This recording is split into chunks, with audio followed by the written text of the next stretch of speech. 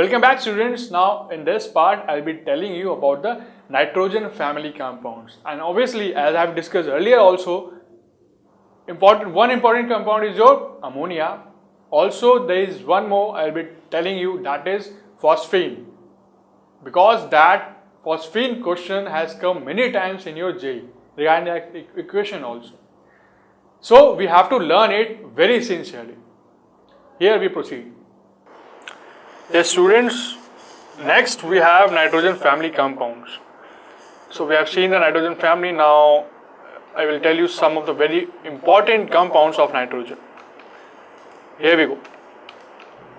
So the first important compound is your ammonia, which you already know that it's mainly prepared by the Haber's process. And the second is your hydrazine, NH2NH2, which you will see in many organic chemical reactions, okay? And the third is your hydrozoic acid, N3H. So ammonia, there should be double M here. Ammonia is one of the very important hydride which is found in the traces of atmosphere as well. And the atmosphere ammonia is formed by the bacterial decomposition of what? All the nitrogenous matter of plants and animals. So it gets condensed up, and due to aerobic bacteria and anaerobic bacteria, okay, it gets more decomposed, and due to which we have ammonia gas getting produced from that. It was isolated in 1774 by Priestley by the action of ammonium chloride and lime, and it is also named as alkaline air. Okay, alkaline air, because this is alkaline in nature. But Berthelot in 1788 found that ammonia is a compound of nitrogen and hydrogen only, and Davis established the formula of NH3 in 1800. So this is the total history of ammonia. Okay, the simple formula. NH3 has got so many histories. How do we manufacture it? Again, by Haber's process. By Haber's process. So it is N2 plus 3H2. Okay, this will give me twice of NH3. It's wrong written there. Which gives me delta H 24 kilocalorie. Okay, 24 kilocalorie. Now, this method is discovered by Fritz Haber. That's why, on the honor of him, we say it's Haber's process. So it's direct combination of nitrogen and hydrogen according to the following equation. N2 plus 3H2 will give you twice of NH3. Okay, this is the equation. And for this, you have to apply high pressure of 200 atmosphere, high and low temperature. Okay, low temperature. And catalyst is also used to speed up this reaction. That is your iron catalyst we use. Now for this model, what is proposed, that you should have finely divided iron with some molybdenum as a promoter. Okay, iron with some molybdenum as a catalyst. Second, which is proposed, is nickel with soda lime, and third is finely divided osmium or uranium.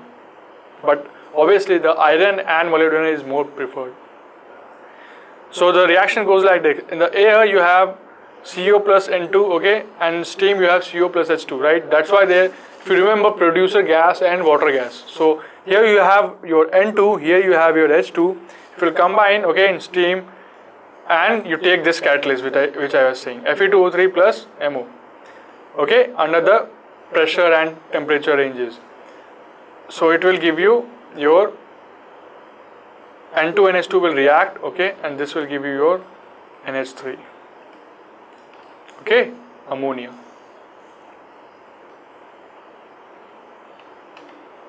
Now what is the physical property? It is a colorless gas, okay, with a pungent odor, and it is highly soluble in water due to what? Hydrogen bonding. So wherever I have electronegativity, okay, electronegative atom present with hydrogen, then there is a case of hydrogen bonding. And obviously in water I have H2O, so O is your more electronegative atom. And the solubility decreases with the pressure, and it increases with the pressure and decreases with the temperature. So obviously higher should be the pressure and lower should be the temperature for this reaction to carry it out, to give more products. If I talk about the stability, then it is very highly stable, okay, but it decomposes into nitrogen, hydrogen at red heat or electric spark, means at very high temperature or by electricity, if I try to break it down, decompose it down, then only it will get break.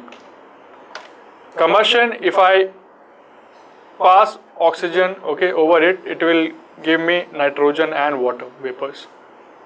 And it is basic by nature. Why? Because in NH3 I have told you there is one lone pair like this. There is one lone pair here. So it accepts the proton and forms the ammonium ion. It's like this, ammonium ion. Now there is a very famous reaction with Nessler reagent. What is that? Ki plus HgCl2, this will give you HgI2 plus twice of KCl. This K2HgI4 is known as your Nessler reagent, and this gives you a brown precipitate with your ammonia. Okay, ammonia called iodide of millions base. Iodide of millions. This is very famous. Okay, many times in JEE this question has been asked that by Nessler reagent what do we find? Okay, and your options will be given to you. So either you will have the option of ammonia or you will have the ammonium ions. Okay, in a solution. So that will be the correct answer for that. It is like this. This is the brown precipitate which is formed. This is the brown precipitate which gets formed. Okay. Next important compound is a phosphine, PH3, and it was discovered by Gangambre in 1783. Now it is in lab. It is prepared by heating your yellow phosphorus, okay, with a concentrated solution of NaOH in a inert atmosphere. It's like this. This is the reaction.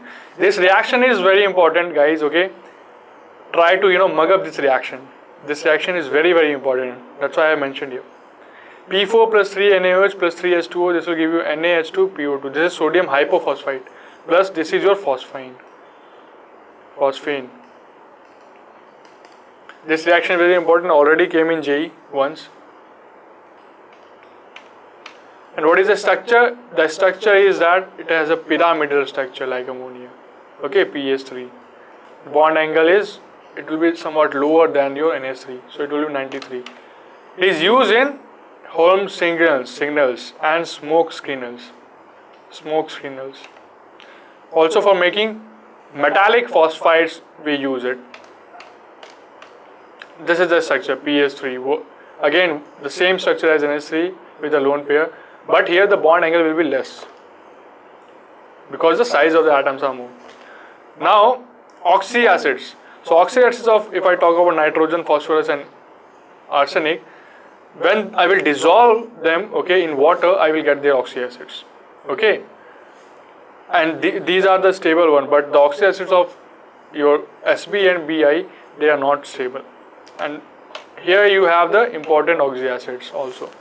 So, these are the formula of oxyacids. For nitrogen, I have 1, 2, 3. For phosphorus, 1, 2, 3, 4, 5 with their names also given. For arsenic, I have 2. And for SB and BI, I don't have any stable oxyacid. Also, you can see their oxidation state. Okay. So it's given here plus 1, plus 3, plus 5. So it will vary. It will vary from 1, 3, 5 to minus 1, minus 3. Okay, so minus, here it is like only in plus, okay, but in a reaction, if you observe, it may vary from minus 3 to plus 5. So it can take minus 3, okay, minus 1, plus 3 and plus 5. These values it can take. So these were some of the important compounds of nitrogen family. So students, in this part, we saw formation of ammonia and phosphine. Also, we saw different properties it have. We also talked about the bond strength and bond stability. And then at last, in the last slide, I told you about all the oxyacids which was present with their oxidation state which may vary accordingly. Now, in the next part, I am going to teach you about the most vital element. And that vital element is nothing but your oxygen.